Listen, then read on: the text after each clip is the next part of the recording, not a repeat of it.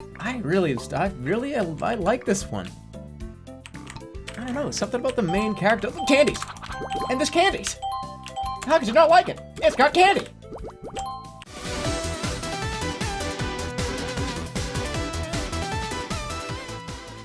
Alright, so Sekiro. I've always wanted to make a video talking about Sekiro and why I love this game, and where I think the game trips over itself a bit. I know there are plenty of videos covering Sekiro already, but this is my own personal one. Some purely anecdotal shit. I'm gonna say what I have to say and back it up by elaborating and referring to existing mechanics. The point isn't to make people agree with me, but to create an understanding of where I'm coming from. And I haven't watched many Sekiro videos at all. I might bring up the same topics everyone else already has, but listen, I just want to talk about Sekiro. I fucking love this game. For this video, I decided to play through the game with only attack power upgrades, but it's been a while. Don't expect a crazy level of play here.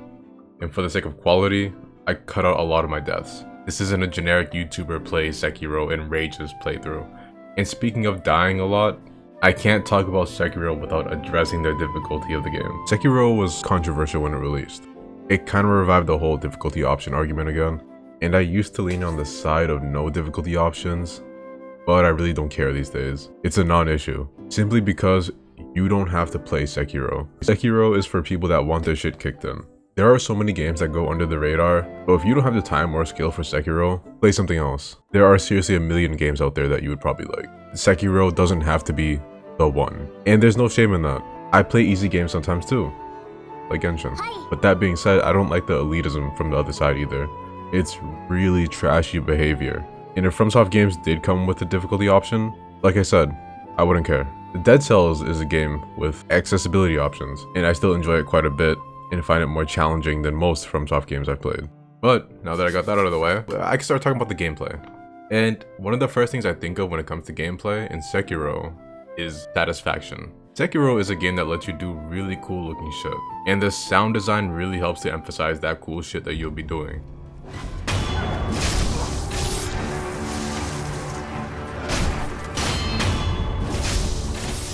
The sword clashing is an obvious one. It's what Sekiro is all about, so it had to be good.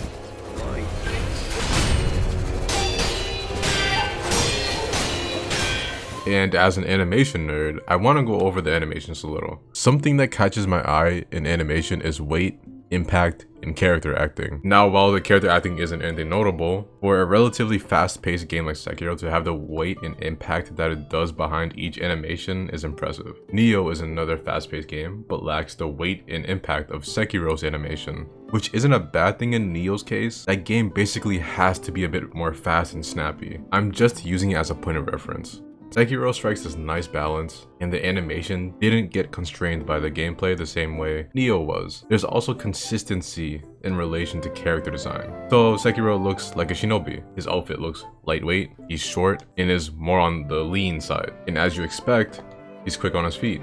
He's nimble and great at traversing. Compare that to Souls games, where fully armored knights are rolling head first, like they aren't wearing 50 plus pounds of gear. Yeah, it looks silly to me.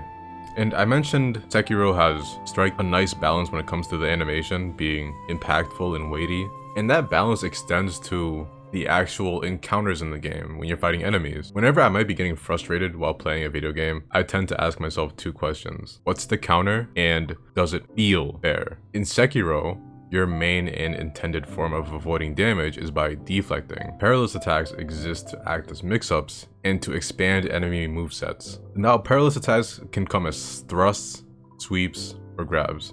90% of the time, Sekiro is great at providing a satisfying and rewarding counter to everything that might come your way. Thrust attacks go through blocks, but can be deflected and also Mikiri countered. The Mikiri counter is what I'd consider a hard counter, because of its posture damage, and it generally changes your position from defense to offense. In fighting game terms, the enemy is minus on Mikiri counters, basically.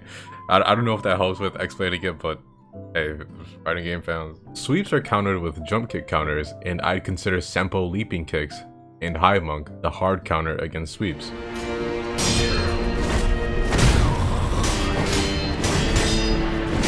Grabs are intended to be dodged either by literally dodging or being out of range. But unfortunately, grabs don't have the same hard counter as thrusts, and sweeps. A grab reversal against human-sized enemies would have been sick while also not destroying the immersion. That being said, the way grabs are, I do try to punish grabs through combat arts, prosthetic tools, or a mix of both. And it turns out to be really effective, but it just doesn't feel as satisfying as doing a Mikiri counter against a thrust or using High Monk against a sweep. Now, as for what feels fair, I'm gonna use other FromSoft games as a point of reference. In their recent Souls games, Dark Souls 3 and Elden Ring specifically, many enemies have extensive combos and often minimal openings for punishment. Is that fair? Yeah, 99% of the time. Every attack can be dodged and you get to attack once the enemy is done with their anime move. But does it feel fair? To me, no. Why does an enemy get to do this crazy ass combo, but I get maybe 2 hits at most depending on what weapon I'm using? It gives me that feeling of, when do I get to play? So I'm using the Abyss Watchers and Pontiff as examples. Keep in mind, I think these bosses are great. I'm just showing what I mean by extensive combos with little time to punish. And personally, I don't find it to be an issue with these 2 bosses because neither of them have much health at all. Things balance each other out. It only becomes an issue for me when a boss is a combination of extensive combos, limited punish windows, and is practically a damage sponge. This becomes more of an issue during the Dark Souls 3 DLCs and Elden Ring specifically. These were just the examples I had on hand because I just so happened to have Dark Souls 3 installed, and I know, listen, I'm not gonna install fucking 100 gigs of Elden Ring just to fucking, you know, the bosses I'm winking about. And if you don't, I don't know. What Sekiro does differently is allowing the player to punish the enemy even while playing defensively. There's never this slowdown in fights where you're 100% playing defensively. Deflecting a combo from a boss is both worth it and fun because you're building up their posture without even attacking them. And that's just when it's not your turn. Sekiro manages this while also maintaining its position as, quote unquote, the hardest game ever made. But jokes aside, a game that is challenging, fair, and most importantly fun is something I value above other games. In my experience, difficult games aren't always fun. And if a game isn't fun, why am I playing it? Sekiro is a game that's fun, that also beats my ass. It's not always fun, but Sekiro as a whole is much better about being fun compared to other challenging games. Although, I wish FromSoft would fucking relax with the gang fights. Especially in a game like Sekiro, where clearly fighting enemies alone is encouraged through the use of stealth and how tricky it can be to fight more than one enemy. Something else to note is that if you're aggressive enough, you can even limit an enemy's moveset. Just another clever way of hinting at the intended playstyle, but it doesn't do a perfect job of promoting this playstyle. Using Sword Saint as an example, you can literally use hit and run tactics and kill him pretty easily. This is the last boss of the game. In my opinion, going against the intended playstyle of the game should make the boss much more difficult. I say this because I used this tactic my first time fighting him, and while it's more time consuming, it made the boss significantly easier for me. Another thing is, you can overcome any challenge as long as you have the patience and skill. Patience to learn an enemy's moveset and counters, and the skill to execute your own counters and offense. Other games force you to optimize your DPS by having fights limited by a timer. A game near and dear to my heart suffers from this. In Sekiro, you're allowed to fight enemies until you win or give up. There's no timer. If you think you can do it with no upgrades, there's nothing stopping you. Off the top of my head, I can't think of a single encounter that's limited by a timer, visible or otherwise. And it's time to talk about the soundtrack. Since nobody besides me fucks with the Sekiro soundtrack, I'll give it the love that nobody else will. It's one of my favorite soundtracks of all time. I love the sounds of Asian instruments in general. They carry this air of mystery and power to them.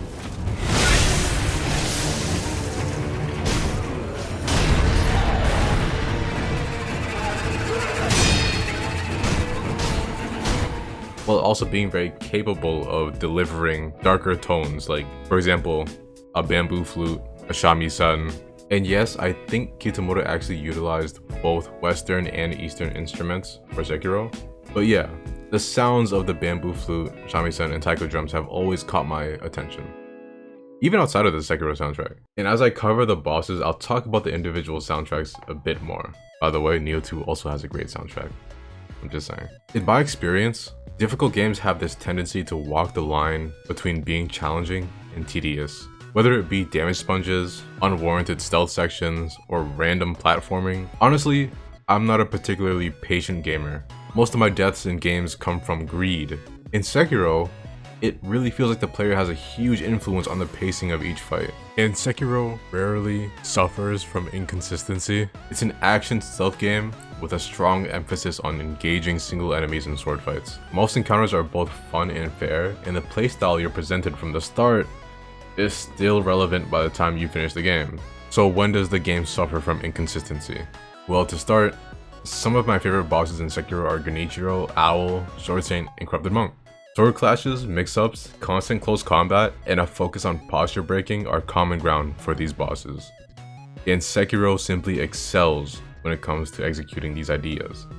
Keeping it short, enemies like Guardian Ape, Demon of Hatred, Blazing Bull, etc. don't take advantage of Sekiro's amazing gameplay. These bosses could easily be thrown into Bloodborne or Dark Souls and thrive. And since Sekiro is such a unique game, it stands to reason that the bosses should feel unique too. As a longtime FromSoft fan, it's disappointing to see them fall into the same trap with each new release. Elden Ring even repeats the same mistakes Dark Souls 2 does. I have a video on that if you want to watch it. The editing is most likely trash, but I probably still agree with my points. Now, speaking of traps, and I don't mean the cute ones, elemental and magic damage were handled very poorly, and attacks of that nature will even punish you for deflecting. Also, poison, terror, and fire imbued attacks each have their own status elements that will accumulate through deflects. So what's the solution? Either you dodge or drink the appropriate gourd. But deflects are the main form of defense in the game. Suddenly you're supposed to dodge attacks that you would otherwise be able to deflect without taking any damage at all. My biggest issue with dodging is it just doesn't feel right in this game specifically. And as for gourds, well, you're gonna be playing this game of drinking before the fight, deflecting, and then drinking again to reduce buildup. I don't know about you, but that doesn't scream fun to me. And before anyone says it, yes, it makes sense for fire and magic attacks to damage through deflects, but if we're gonna talk logic, well, we shouldn't. My point is, logic should sometimes be abandoned for the sake of enjoyment and gameplay.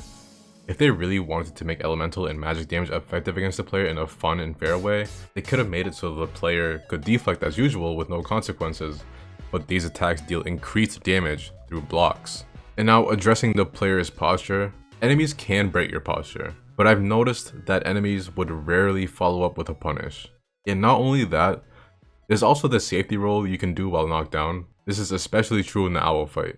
It gives the impression that this quote-unquote vulnerable state is more of an inconvenience rather than a position where you can potentially die. Let's go over the stealth real quick. Stealth in this game isn't like other stealth games I've played.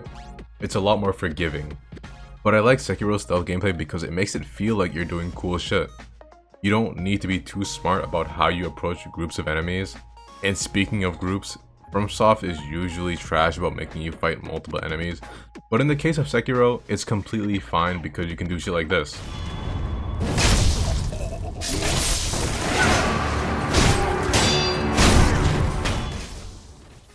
I've seen some people try to fault Sekiro for lacking replay value, and I can understand that, but I don't think that's a valid criticism against Sekiro. Not every game needs replay value, and it's clear that Sekiro is meant to be a more linear and focused experience, which is what leads it to be such a well-balanced game. Honestly though, I got plenty of time out of Sekiro just experimenting with stuff. Over 200 hours actually.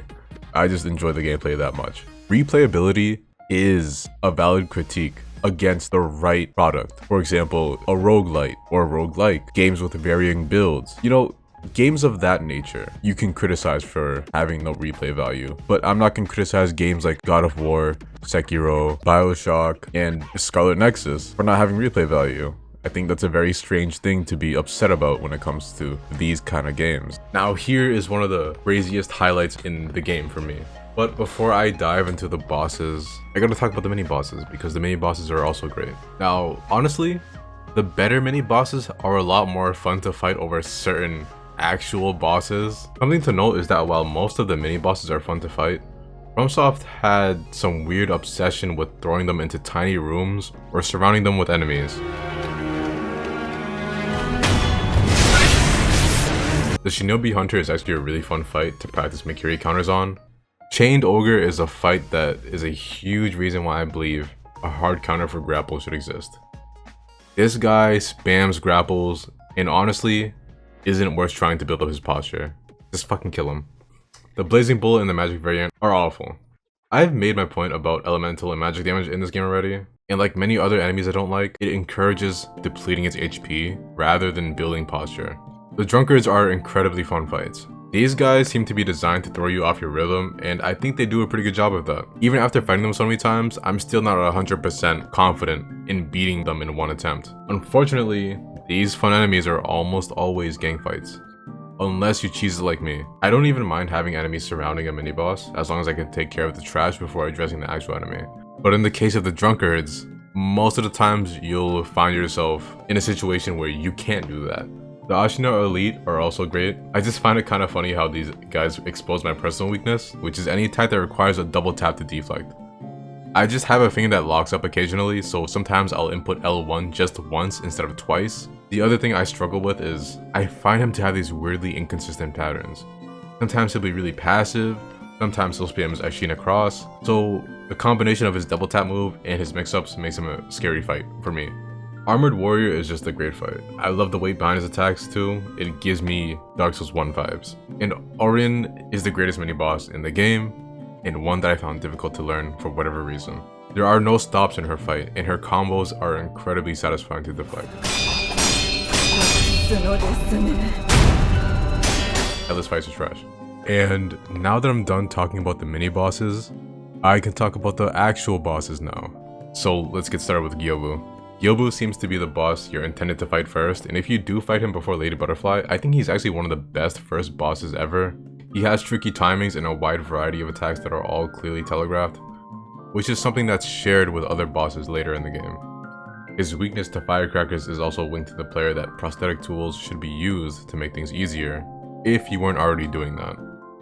Now, Lady Butterfly was the first boss I fought, and I don't have nice things to say about her. Her first phase is decent, but here are some issues I have with her. She's too easy to get into a loop. More often than not, playing aggressively causes her to counter with the same attack on loop for whatever reason, and if I wanted her to switch up her attacks, I would have to purposely ease up on my aggression, which goes against the gameplay of Sekiro. The two other issues are her magic missiles and her illusions. I've made my opinion clear on magic attacks, so about her illusions.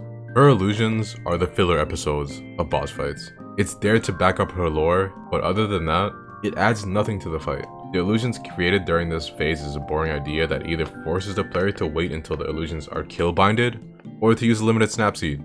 And like I said, this was the first major boss I fought, meaning the only snapseed I had was the one that Inosuke gave to me. So I have a one-time use consumable to use on a gimmick that can happen more than once during the fight. Now I've seen some people say that the Hirata estate after you meet Owl is a difficulty spike meant to be cleared later, but for me, I didn't want to ruin the pacing, so I kept moving forward. But let's move on to a better boss. One of the best bosses in the game, actually.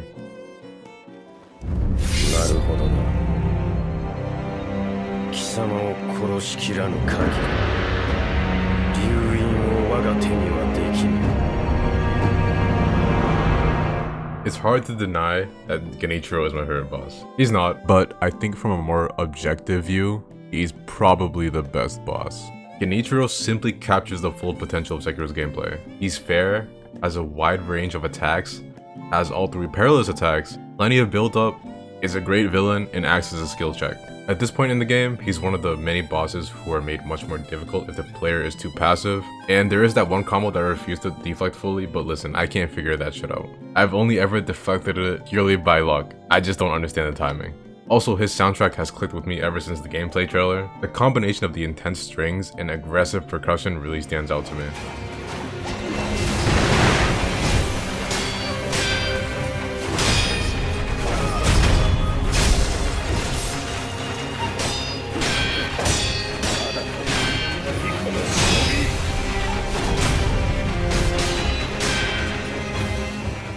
Just an amazingly well done boss that fully takes advantage of Sekiro's gameplay and combat. And now taking a huge step down from fun bosses, the Illusion Monkeys made quite the impression on me the first time I fought them. It's a pretty cool puzzle boss that takes advantage of the traversal and stealth in Sekiro, but I'm just saying, on successive playthroughs, the boss is repetitive and boring. There is a way to ease over the speed bump, but during this playthrough, I completely forgot how to go about it. We don't need to see me epic failing, so let's move on before that happens. From monkey to bigger monkey. I actually like fighting Corrupted Monk before Guardian Ape, so the big monkey is gonna have to wait. Deflecting her is satisfying, and because of her extensive combos, you'll be deflecting quite a bit.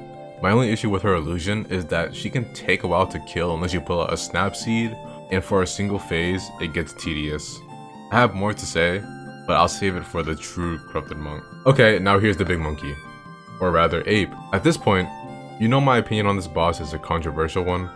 I hold main bosses to higher standards, and for reasons already stated, I think this boss's first phase is average, just average. And saying that is like killing someone's dog, but I don't hate this boss.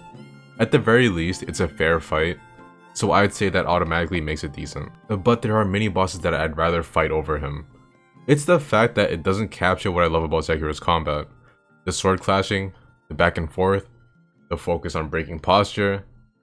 This boss throws all of that out of the window and stands out, and not in a good way. It runs away too often, it's better to aim for its vitality rather than its posture, and it's damn near a punching bag. Like, yeah, it does fight back, but the other bosses will actually block and deflect your attacks. The boss feels out of place because of his moveset and pacing.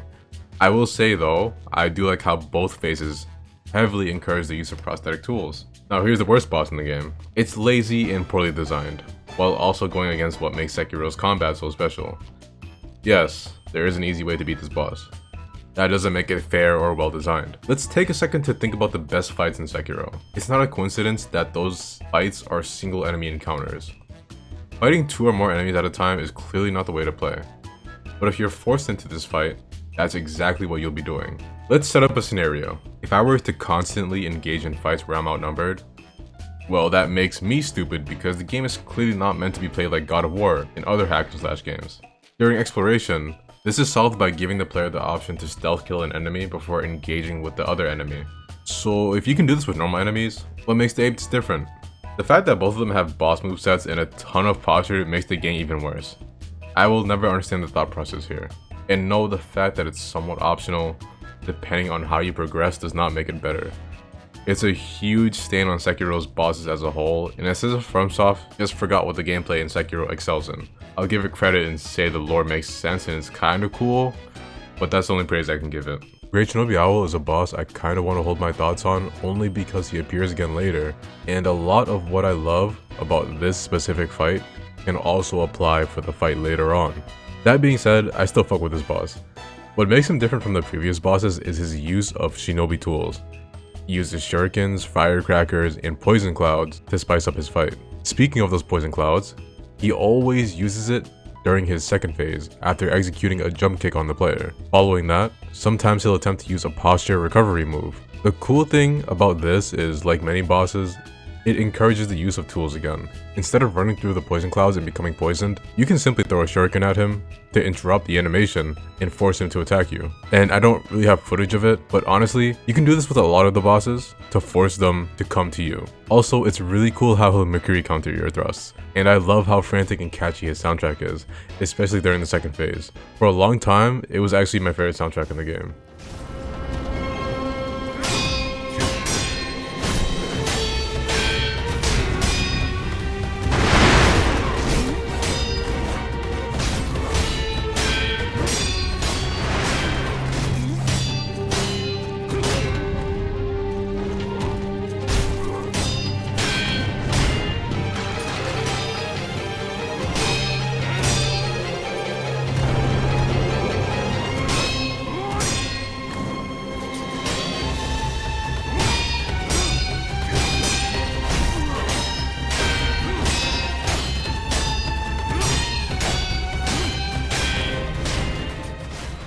Now I can really give my full thoughts on Owl as a boss. He is simply one of the greatest bosses in the game. The first time I fought him, it caught me off guard how fast he was, and I was so entranced that he killed me basically as soon as the fight started. The soundtrack here is incredibly intense, and I feel like it reflects this faster Owl perfectly. Like, listen to how fast the song drops. There's not much build up, it's just like straight into the main melody.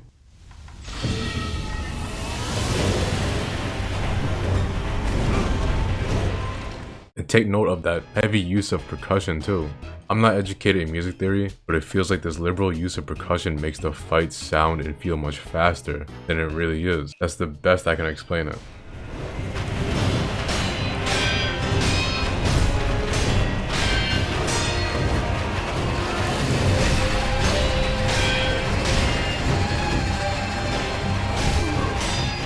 Also, this owl uses perilous attacks while Great Shinobi doesn't. From a lore perspective, it doesn't make much sense for him to use these attacks against Sekiro, but from a gameplay perspective, it adds more flavor to the fight. One issue I have is that sometimes he'll put himself in a corner and it kinda ruins the flow of the fight. The only fix for this is to wait until he uses a very specific combo, or for the player to back off. In a perfect world, he uses that combo to get out, but sometimes he'll really lock himself in and pretty much give his first phase for free. Also, his use of the owl spirit is sick. The 3 attacks you can use with the owl are so clearly telegraphed and give you enough time to get ready to react accordingly. And yeah, I thought I would have had more to say, but that's it. He's just a really fun fight that, like Genichiro, takes the gameplay of Sekiro and utilizes it to its full potential. And I feel like I'm gonna surprise a lot of people here, but Corrupted Monk is possibly my favorite boss ever. First things first, the soundtrack goes hard.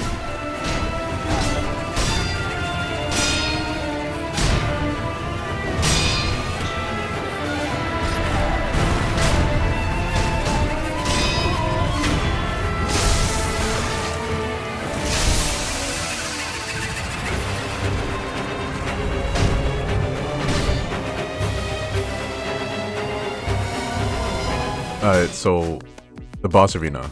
Originally, I wrote that it was iconic, which I think is, I wouldn't say it's iconic as far as Sekiro goes, but the boss arena itself looks really cool.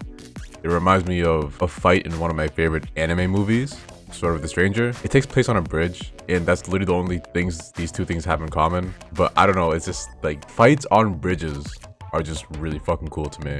So that, along with like the overall aesthetics, are already huge points for me. Now the boss itself, the monk has some of the longest combos in the game, both through number of attacks and the duration of the combos themselves. I've already explained how satisfying she is to deflect, and it applies to the true monk as well. To me, it's just a mix of the sound design, animation, and the pacing of each swing from her. There's a ton of weight behind her attacks, but besides that, the anticipation and momentum in her animations, it just really grabs my attention. Her second phase isn't anything crazy, but visually, it just looks really cool. I like the edgy, like, shadow shit going on. I love edgy shit. So watching the mist settle in, the soundtrack ramping up, and the monk's shadows popping into attack, the first time I got to this phase, it kind of made me panic a little, I'm not gonna lie, because it was just a mix of those things. And I literally just spammed the grapple on the tree branches around the arena to avoid the shadows. These days I try to deflect them just because I like deflecting. The thing is, I knew this was gonna happen because I watched all of the Sekiro trailers before the game dropped, and it was still just a really cool experience. The only thing I would change about the shadow attack in particular is to increase the frequency of each shadow to match the music ramping up. It feels and sounds like it should be a difficult and intense part of the fight, but it's really not much more intensive than any other part of the fight, including every phase. Now her third phase is something I tend to be conflicted on. She mostly ignores your attacks, much like the Guardian Ape, so she kind of loses that back and forth that you get from really great bosses like Genichiro. But I think the distinction here is that she also stays on your ass, so it's still much more enjoyable, even if she doesn't allow you to push your aggression as much as the other great bosses do. For that, it's a good phase. Not bad, but not great.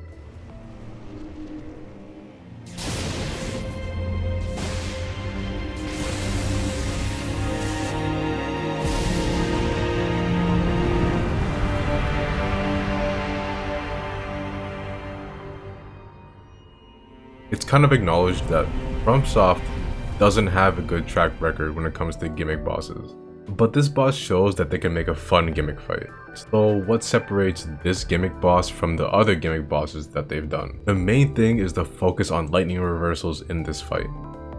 Before Fountainhead Palace, you really don't get to do lightning reversals outside of Genichiro's fight. And I don't know about you, but lightning reversals are fun. Doing lightning reversals to take down a huge dragon for one fight is even more fun. Now, it does make the fight easy, but I've never had an issue with easy fights. I'm more concerned with how enjoyable a video game is, and to put it simply, difficulty does not equal fun. See Dark Souls 2 and Elden Ring for examples. Also, the ease of this fight makes it so you can really take in the setting and enjoy the spectacle, because it might just have one of my favorite sequences in gaming. The dragon has this combo it does as part of its second phase, It's suddenly much more aggressive, faster, and chaotic as the music changes from majestic and elegant to match the tone of the fight.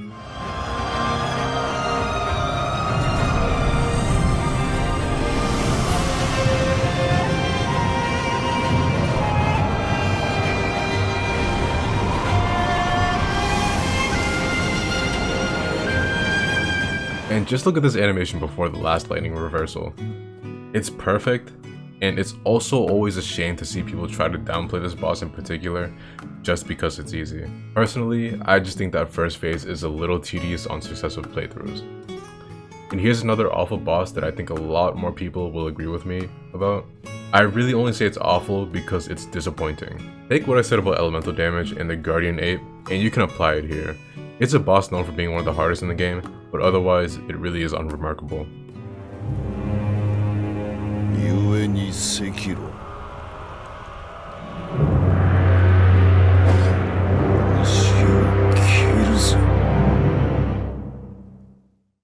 Okay, so Sword Saint was a boss I initially felt indifferent about. Before my first challenge run, I felt like his delays were too unnatural. The boss just didn't click for me, and for my first 4 playthroughs or so, I relied on brute force and luck to beat him. But then I decided to do my challenge run, and I knew Ishin was going to be a big problem. Honestly, all of the bosses were big problems, but Ishin especially.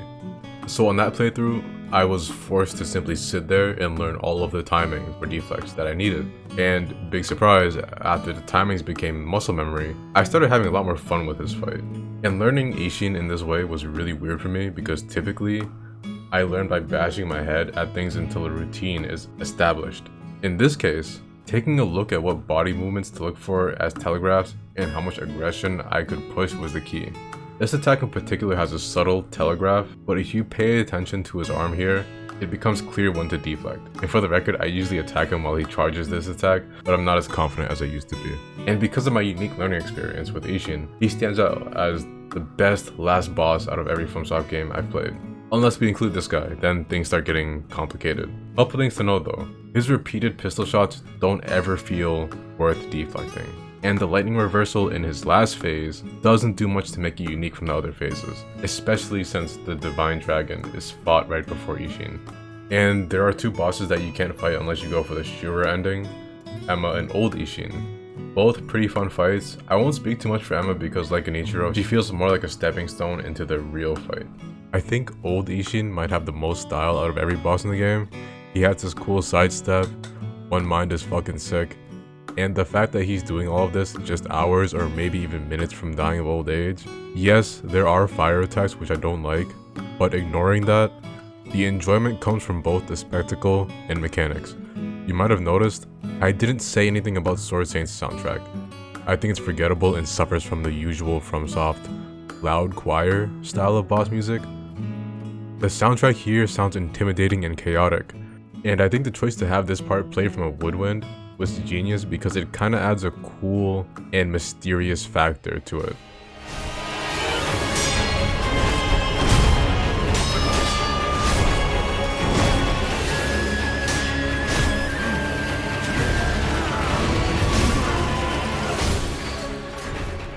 I actually saw a comment saying it sounds more like the soundtrack of Sekiro, spiraling into becoming Shura, and that's a neat way of looking at it. And as for the inner bosses, they're great too. I will say though, I think Inner Owl and Sword Saint are a lot more fun when you fight them after unlocking everything. Sword Saint has this attack which is completely fair, but you kinda aren't allowed to jump kick counter. You're meant to simply jump back out of range. But with the mid-air prosthetic tool skill, you can throw shurikens at him while jumping to punish him. He also has this huge AoE move that I've already given my thoughts on these kind of moves. There also seems to be this weird issue where if you're aggressive as usual, upon deflecting your attack, he'll throw out this extremely fast counter that has to be less than like 5 frames. It's so fast and it's fucked up many of my no damage runs against him. I don't know how you're expected to react to such a fast move on your first time fighting him. And like I said, Inner Owl is great, but sometimes he'll spam this move and give up his first phase for free, a lot like his other fight. But that covers all of the bosses. And besides a couple dips overall, Sekiro's boss roster is not only consistently high quality, but FromSoft did an amazing job of having the bosses stand out from each other. And so I obviously mentioned the prosthetic tools quite a bit when talking about the bosses, and for a reason. These tools can help to improve the gameplay experience and even increase your efficiency in fights. The biggest issues surrounding these things are the emblem costs and not being versatile enough. I'll discuss the versatility of each tool as I go, but as far as spirit emblems go, I think it's a decent idea that was poorly implemented. I have the same issue with this resource as I do with blood vials and grass and bloodborne and demon souls respectively. See, the issue is, the tools are fun to play around with, but when the resources for them are limited and must be farmed to acquire more, it felt like the game was trying to push me into saving as many emblems as I could. So on my first playthrough, I rarely used my tools thinking, well, I should hold on to my spirit emblems for something coming up. If spirit emblems simply worked like Estus does, in that they would be topped off upon resting at an idol, I think more people, myself included, would have been more open to experimenting with the tools. And honestly, this kind of resource management doesn't suit an action game like Sekiro. It comes off as tedious rather than challenging. That being said, my workaround is to simply buy hundreds of emblems at the start of the game while they're cheap, so I basically have a never-ending supply. The shuriken is one of the most useful and versatile tools in the game. It works as an anti-air most of the time. It's a solid option for taking out ranged enemies, it can cause enemies to flinch, and it can also force enemies to approach you, notably against Ishin and Owl. Firecrackers are a tool that I consider a little too powerful. They were intended to be extremely effective against beast-type enemies like Guardian Ape, but honestly, using them against every other enemy is pretty damn effective too. It's too versatile. The flame barrel is my personal favorite. The emblem cost is pretty heavy, but it lets you do some of the coolest shit in the game. You can also use it to heavily stun a decent portion of enemies once you fill their burn gauge. With Living Force, it's a solid way to lower the enemy's vitality. Mist Raven is one of those prosthetics that are so situational that there are 3 prerequisites to using it in the first place. 1, you gotta remember it exists. 2, you gotta brace yourself for the emblem cost. And 3, you need to find a situation where it can effectively be used. Me personally, I use it to negate the damage from lightning reversals. Outside of that, you'll be grasping at straws to find a way to make them effective. The spear almost falls into the same category, but unlike the feather, it doesn't cost as much to use and is a little more versatile. The umbrella is definitely up there for the most useful tool. I'm not sure how it exactly works, but the umbrella deflect has a bigger window and can deflect multiple times with a single tap. This makes it extremely useful against certain attacks like Ishin's One Mind. Not only that, it can store power through deflects, and once fully charged, deals quite a bit of damage. Also, when it's fully charged, fires a projectile. Different variants of the umbrella also effectively mitigate elemental and magic damage. The axe is something I want to love, but rarely find myself using. When I am using it, it's fun and satisfying, but the only time for that is when an enemy has a shield. It also seems to grant super armor, but typically super armor isn't useful unless you can also increase your defense. Another issue of being too situational. As for the others, I don't even feel like talking about them. I will say though, Divine Abduction is the coolest tool. I don't have much to say regarding exploration. Traversing the levels is fun, but the lack of meaningful rewards is what holds it back. Sometimes you'll find prayer beads or treasure carp scales, which are great and all, but there needs to be variety and good loot. And I'm writing a video on this right now actually. In Dark Souls, there are crystal lizards that drop highly valuable upgrade materials. A Sekiro equivalent could have been an enemy that drops a ton of XP or money, especially since XP in particular is what you use to unlock active and latent skills. But yeah, the only reason I explored at all my first playthrough was simply to make sure I was fully experiencing the game. In contrast, I found myself thoroughly exploring Dark Souls 1, Dark Souls 2, and Elden Ring on every playthrough. I say that, but I only beat Elden Ring once, and beat 75% of it in my second playthrough. Also, loot from enemies should automatically be deposited into the player's inventory. There's no need for this thing. If this was a looter like Nioh, Torchlight, or Diablo, I could understand it. But Sekiro is a very linear game as far as equipment goes. I just don't think it's necessary to have the player manually pick things up, especially since I've been playing a game recently where loot is automatically transferred to the inventory. I just think it's convenient. All that being said, Sekiro offers a unique gameplay experience that mostly utilizes it to its full potential. The only reason I'm so outspoken about its dips in quality is because it also delivers some of the highest peaks in gaming multiple times throughout the game. The satisfaction in this game comes from so many different sources, but I want to emphasize how balanced this game typically is. It's both fair and fun at the same time. And for whatever reason, When I was created, my brain was wired to enjoy and praise things that are fair and feel fair. Even when the bosses were beating my ass, it was fun. And a lot of that comes from the feeling of fairness. I'm more than happy to spend 3+ hours on a boss as long as I'm having fun. Which became really apparent when I was playing Elden Ring actually. I know it's off topic, but it's what got me to think. One of the first major bosses in the game, Margit, was a 3+ hour struggle. But it was fun.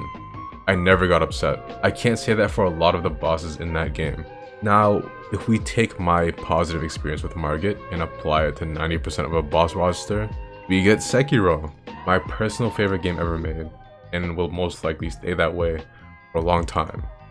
The same way Dark Souls 1 was my favorite game until Sekiro released. To really make my point, I should elaborate on why Sekiro was the first game I did an extreme challenge run for. And when I say extreme challenge run, I mean, in this case, no health upgrades, Demon Bell, Charmless. And I did that in Sekiro because I had a feeling it wouldn't be as bad as any other game. And I was right, because it helped me appreciate the game a lot more for how balanced it was. Even at base vitality, with this and that debuff, everything felt fair, which is crazy. You know, even when you're getting one shot, things still feel fair, and that's such a crazy thing, you know? Now, Dark Souls 1 is my second favorite game ever, but would I ever do a challenge run like this in Dark Souls 1? Probably not. I feel like it would get really frustrating. You'll see me play some fucking easy shit like, I don't fucking know, fucking Genshin, and I'll still get upset over, I'll still find a way to get upset over something. But the key here is that in Sekiro, when I'm upset, it's usually me being upset at myself for doing dumb shit. You know, it's very rarely an issue with the game. And to close out this video, I'm gonna let my personal favorite ending play out. Remember what I said about the character acting in this game not being remarkable? Well, this is one of those times where it's the standout element. Subtlety is a huge factor here.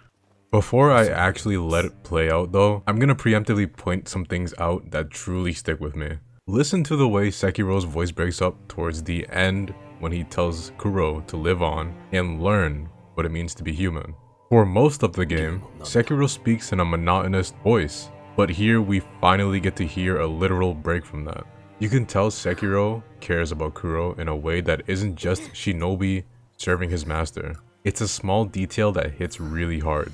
Then, the slight head movement before the short pause, before he uses the mortal blade to kill himself, it helps to convey the tragic circumstances in this ending. And although this ending isn't nearly as difficult or complex to obtain as the Dragon's Homecoming ending, it's much more satisfying, impactful, conclusive, and even heartwarming in a way.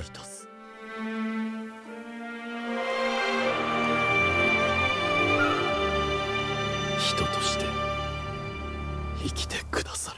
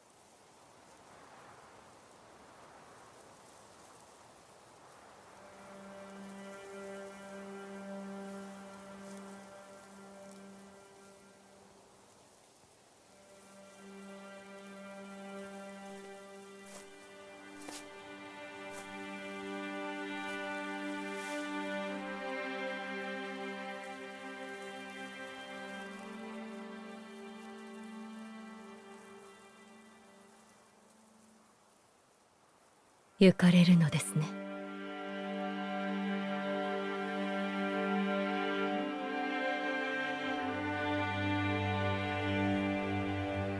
はい。私も人として懸命に生き、そして死のうと思います。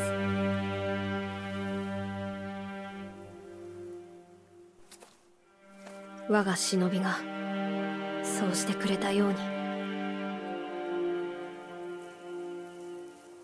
エマ殿にもお世話になりました。